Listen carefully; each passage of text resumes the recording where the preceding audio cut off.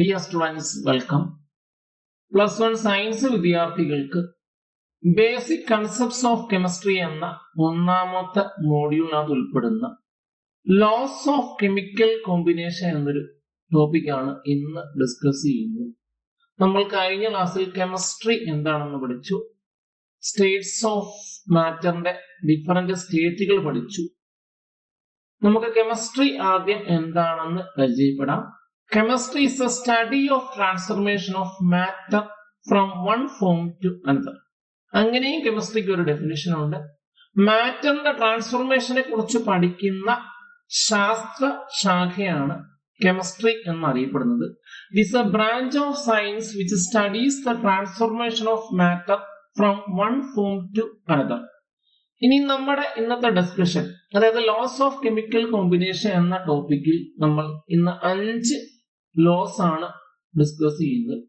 Law of conservation of mass, law of definite proportions, law of multiple proportions, Gay Lussac law of gaseous volume, Avogadro law. അങ്ങനെ 5 വ്യത്യസ്തമായ നിയമങ്ങളാണ് പഠിക്കുന്നത്. നമ്മൾ നേരത്തെ chemistry എന്താണെന്ന് പഠിച്ചു, അവിടെ മാറ്ററിന്റെ ട്രാൻസ്ഫോർമേഷൻ ഉൾപ്പെടുന്നു എന്ന് പഠിച്ചു. എലമെന്റ്സ് കമ്പൈൻ ചെയ്താണ് കോമ്പൗണ്ടുകൾ ഫോം ചെയ്യുന്നത്. അങ്ങനെ കോമ്പൗണ്ടുകൾ പലപ്പോഴും വ്യത്യസ്തമായ എലമെന്റ്സ് കമ്പൈൻ ചെയ്ത് ഫോം ചെയ്യുന്നു. കോമ്പൗണ്ടിന്റെ ഫോർമേഷൻ പല നിയമങ്ങളും നമ്മൾ യൂസ് ചെയ്യുന്നു. അങ്ങനെ 5 വ്യത്യസ്തമായ നിയമങ്ങളാണ് ഒരു കോമ്പൗണ്ടിന്റെ ഫോർമേഷന് വേണ്ടി നമ്മൾ പലപ്പോഴും ഉപയോഗിക്കുന്നത്.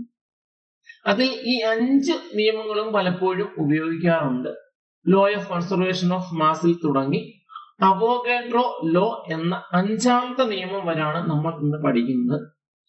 പ്ലസ് 1 സയൻസ് വിദ്യാർത്ഥികളുടെ ബേസിക് കൺസെപ്റ്റ്സ് ഓഫ് കെമിസ്ട്രി എന്ന ഒന്നാമത്തെ മോഡ്യൂളിലെ വളരെ ഇമ്പോർട്ടന്റ് ആയ ഒരു സെക്ഷനാണ് ലോസ് ഓഫ് കെമിക്കൽ കോമ്പിനേഷൻ. പലപ്പോഴും പല പൊതുപരീക്ഷയ്ക്കും ലോസ് ഓഫ് കെമിക്കൽ കോമ്പിനേഷൻ എന്ന സെക്ഷനിൽ നിന്നും മിനിമം 1 മാർക്കിന്റെ ചോദ്യം പലപ്പോഴും പൊതുപരീക്ഷയ്ക്ക് ലഭിക്കാറുണ്ട്. മിനിമം 1 മാർക്കിന്റെ ചോദ്യം എന്നാണ് പറഞ്ഞത്. ഇവിടെ 5 വ്യത്യസ്തമായ നിയമങ്ങളാണ് നമ്മൾ ഇന്ന് പഠിക്കുന്നത്. കൺസർവേഷൻ ഓഫ് മാസിൽ തുടങ്ങി അവോഗാഡ്രോ ലോ എന്ന നിയമം വരെ ഉൾപ്പെടുന്ന വളരെ ഇമ്പോർട്ടന്റ് ആയ ഒരു സെക്ഷനാണ് നമ്മൾ പഠിക്കുന്നത്. കഴിഞ്ഞ ദിവസം നമ്മൾ മാറ്റർ പഠിച്ചു, മാറ്ററിന്റെ വിവിധ ഫോമുകൾ പഠിച്ചു. നമുക്ക് ആദ്യം law of conservation of mass എന്ന ആദ്യ നിയമം നമുക്ക് നോക്കാം. The law of conservation states that matter can neither be created nor destroyed.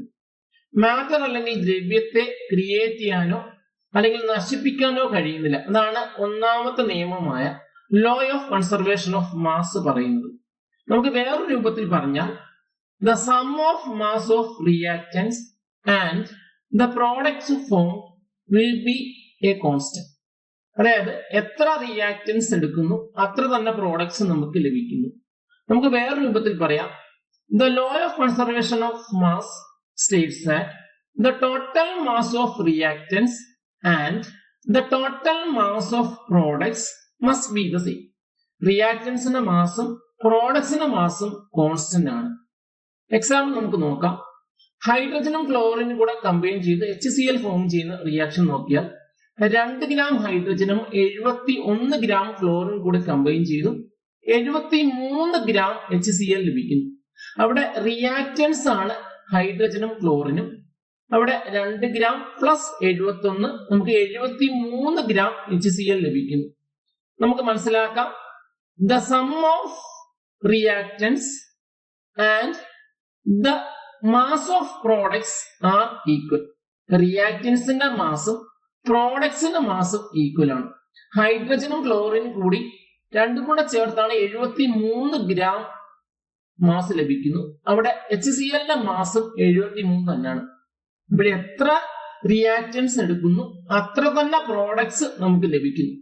റിയാക്ഷനകത്ത് പങ്കെടുക്കുന്ന കമ്പോണന്റ് ആണ് റിയാക്റ്റൻസ്. ഇനി നമുക്ക് 2ാമത്തെ നിയമം നോക്കാം.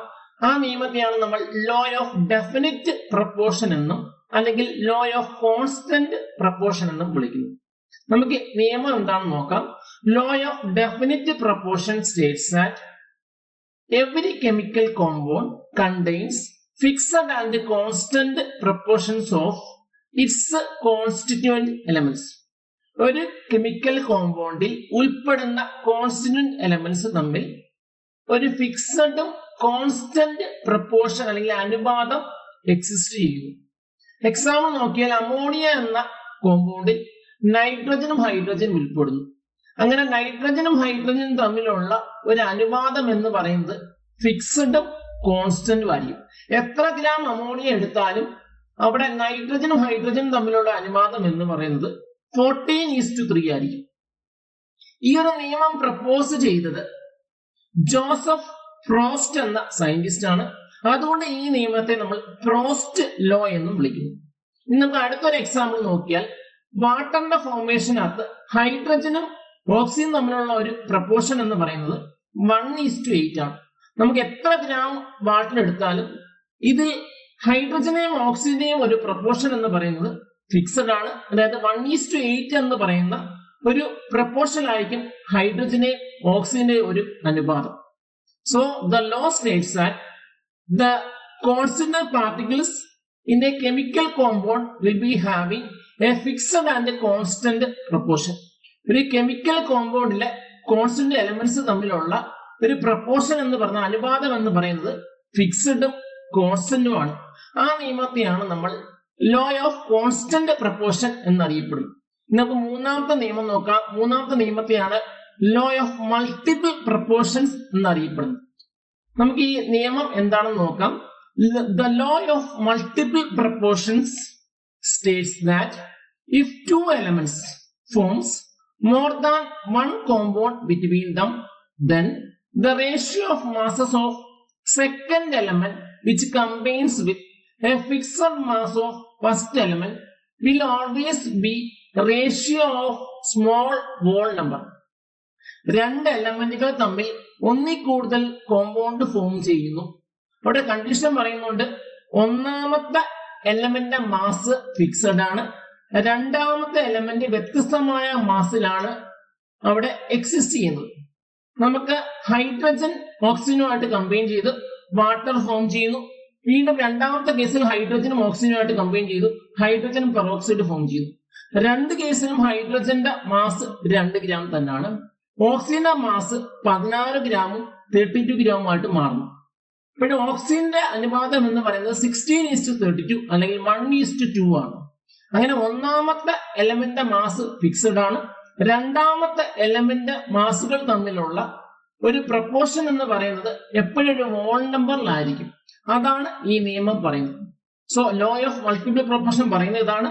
ഒന്നിൽ കൂടുതൽ എലമെന്റുകൾ കമ്പൈൻ ചെയ്ത് കോമ്പൗണ്ടുകൾ ഉണ്ടാകുമ്പോൾ ഒരു എലമെന്റിന്റെ മാസ് ഫിക്സഡ് ആണ്, മറ്റേ എലമെന്റിന്റെ മാസുകൾ തമ്മിലുള്ള ഒരു പ്രപ്പോർഷൻ എന്ന് പറയുന്നത് എപ്പോഴും ഒരു ഹോൾ നമ്പർ ആയിരിക്കും.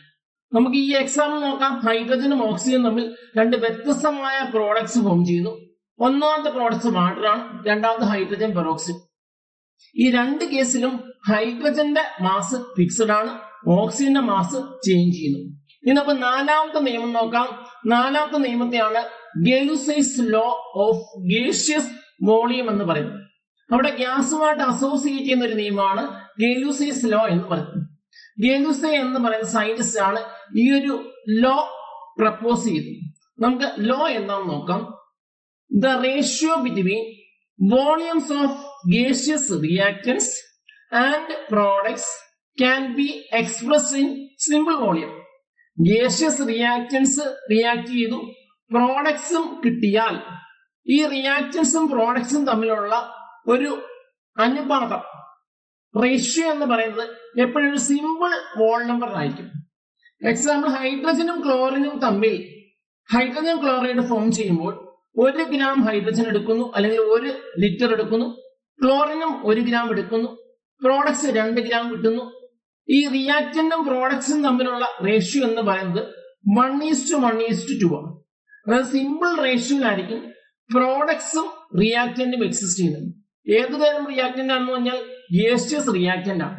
ആ നിയമമാണ് ഗെലുസൈസ് ലോ എന്ന് പറയുന്നത്. നമ്മുടെ ഗേഷ്യസ് റിയാക്ടന്റ് പ്രോഡക്ട്സിലോട്ട് കൺവേർട്ട് ചെയ്യുമ്പോൾ റിയാക്ടന്റും പ്രോഡക്ട്സും തമ്മിലുള്ള റേഷ്യോ എന്ന് പറയുന്നത് സിമ്പിൾ റേഷ്യോ ആയിരിക്കും. ആ നിയമമാണ് ഗെയിലുസൈസ് ലോ ഓഫ് ഗേഷ്യസ് വോളിയം എന്ന് പറയുന്നത്. നാലാമത്തെ നിയമമാണ് ഗേഷ്യസ് ലോ ആണ്. അവിടെ റിയാക്റ്റന്റും പ്രോഡക്ട്സും എപ്പോഴും ഗ്യാസ് ആയിരിക്കും. അവർ തമ്മിൽ ഒരു റേഷ്യോ എന്ന് പറയുന്നത് സിമ്പിൾ റേഷ്യോ ആയിരിക്കും. ആ നിയമത്തെയാണ് ഗെയിലുസൈസ് ലോ എന്ന് പറയുന്നത്. So the law was formulised by Gay Lussac. The ratio between volumes of gaseous reactants and products will be a simple whole number. ഈ ലാസ്റ്റ് നിയമമാണ് Avogadro law. So Avogadro law states that at the same temperature and pressure, equal volumes of all gases have the same number of molecules. Same ടെമ്പറേച്ചറിലും പ്രഷറിലും ഒരേ വോളിയത്തിലുള്ള multiple ഗ്യാസിനകത്തുള്ള മോളിക്യൂൾസിന്റെ എണ്ണം എന്ന് പറയുന്നത് same ആയിരിക്കും. So the law states that at the same temperature and pressure, equal volumes of gases have the same number of molecules. നമുക്ക് വേറൊരു രീതിയിൽ പറഞ്ഞാൽ വോളിയം ഇൻക്രീസ് ചെയ്യുമ്പോൾ മോളിക്യൂൾസിന് എണ്ണം കൂടുന്നു. അപ്പൊ നമുക്ക് പറയാം volume is directly proportional to number of molecules എന്ന് പറയാം. നമുക്ക് മാത്തമാറ്റിക്കലി എഴുതിയാൽ ബി പ്രൊപ്പോർഷൻ എൻ എന്ന് എഴുതാം. ബി എന്ന് പറയുന്നത് വോളിയം, എൻ എന്ന് പറയുന്നത് നമ്പർ ഓഫ് മോളിക്യൂൾസ് അല്ലെങ്കിൽ നമ്പർ ഓഫ് മോൾസ് എന്ന് പറയും. സോ അവോഗാഡ്രോ നിയമം എന്ന് പറയുന്നത് ഇതാണ്. ഒരേ ടെമ്പറേച്ചറിലും പ്രഷറിലുമുള്ള മൾട്ടിപ്പിൾ ഗ്യാസിനകത്തുള്ള നമ്പർ ഓഫ് മോളിക്യൂൾസ് എന്ന് പറയുന്നത് ഈക്വൽ ആണ്. അതായത് വോളിയം കൂടുന്നതനുസരിച്ച് മോളിക്യൂൾസിന്റെ എണ്ണം കൂടുന്നു. അതുകൊണ്ടാണ് നമ്മൾ എഴുതുന്നത് ബി പ്രൊപ്പോർഷൻ എൻ. അങ്ങനെ ഇന്ന് നമ്മൾ 5 വ്യത്യസ്തമായ നിയമങ്ങൾ പഠിച്ചു. അത്തരം നിയമങ്ങളെയാണ് നമ്മൾ ലോസ് ഓഫ് കെമിക്കൽ കോമ്പിനേഷൻ എന്ന് പറയുന്നത്. കാരണം കോമ്പൗണ്ടുകൾ ഫോം ചെയ്യുമ്പോൾ ഇത്തരം നിയമങ്ങൾ പലപ്പോഴും നമ്മൾ ഉപയോഗിക്കുന്നു. ഒന്നിൽ കൂടുതൽ എലമെന്റുകൾ കമ്പൈൻ ചെയ്ത് കോമ്പൗണ്ട് ഫോം ചെയ്യുന്നു. നമ്മൾ ആദ്യ ക്ലാസ്സിൽ പഠിച്ചു. ഈ 5 നിയമങ്ങളും വളരെ സിമ്പിൾ ആണ്, വളരെ ഇമ്പോർട്ടന്റ് ആയ ഒരു സെക്ഷൻ ആണ്. ബേസിക് കൺസെപ്റ്റ്സ് ഓഫ് കെമിസ്ട്രി എന്ന 1ാമത്തെ ചാപ്റ്ററിൽ വളരെ ഇമ്പോർട്ടന്റ് സെക്ഷൻ ആണ് ഈ ഒരു കൺസെപ്റ്റ് എന്ന് പറയുന്നത്. നിങ്ങൾക്ക് ഈ വീഡിയോ ഇഷ്ടപ്പെട്ടെങ്കിൽ ഈ ചാനൽ സബ്സ്ക്രൈബ് ചെയ്യുക. പുതിയതായി അപ്ലോഡ് ചെയ്യുന്ന വീഡിയോകളെ കുറിച്ചുള്ള നോട്ടിഫിക്കേഷൻ ലഭിക്കാൻ വേണ്ടി ബെൽ ഐക്കണിൽ ക്ലിക്ക് ചെയ്യുക. നമുക്ക് വീണ്ടും പുതിയൊരു വീഡിയോ ആയി വീണ്ടും കാണാം. നിങ്ങൾക്ക് എന്തെങ്കിലും ഡൗട്ട്സ് ഉണ്ടെങ്കിൽ കമന്റ് ബോക്സിൽ കമന്റ് ചെയ്യുക. പുതിയ ടോപ്പിക്കുകളെ കുറിച്ചുള്ള നിങ്ങളുടെ ആവശ്യങ്ങളും കമന്റ് ബോക്സിൽ കമന്റ് ചെയ്യുക. Thanks for watching.